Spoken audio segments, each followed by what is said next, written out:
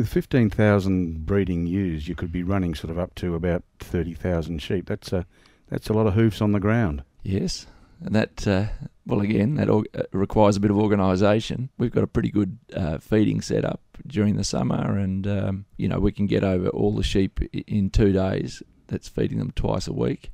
We also have a reasonable amount of country that's fairly low lying, and that's we've just been planting to tall wheatgrass and saltbush over the years. So that's a wonderful source of summer feed for us. That's been good? Oh, it's terrific. And I mean, when you have a summer rain, I mean, traditionally you think, oh, damn. But now it's you think, well, it's doing some good. It certainly kicks the old tall wheatgrass along.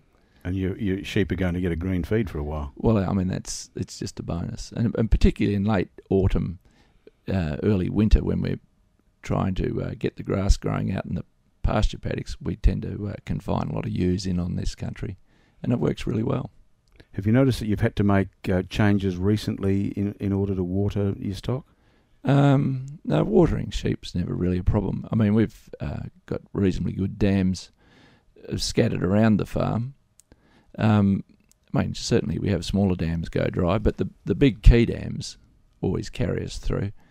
The cattle are the real water consumers. You can stand there and watch them drink and watch the dam go down before your eyes. And I've got a wife who likes gardening too, and that she gives the dam a bit of a belting. But no, water's not really a problem. In a year like we've just had, it does require a bit of management.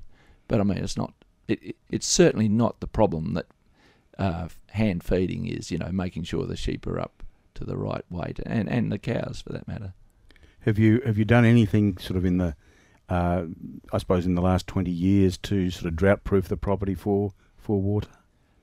Oh, certainly. I mean, whenever there's a little bit of money, we always put in one or two bigger dams or enlarge a couple of dams.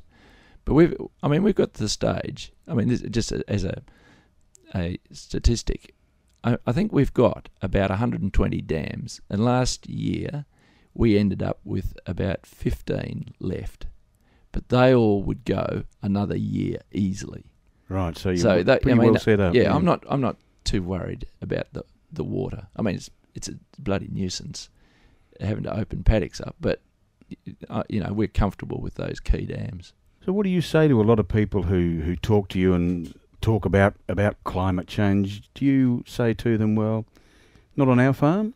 Well, you can't help but wonder if the climate is changing a bit. I can't help but think a little bit to myself that clearing all the trees like we have hasn't helped things. But you've got to sit down and look at the facts a bit. And, the only facts that we have on hand are these rainfall records, and they seem to indicate that things haven't changed too much. I don't think that the climate's changed that dramatically that in 15 years' time we won't be farming in our land. I would be quite confident in saying that in 15 years' time, it'll be much the same as it is now, rainfall-wise. We're going to have dry times, we're going to have bloody wet times, and so we'll go on.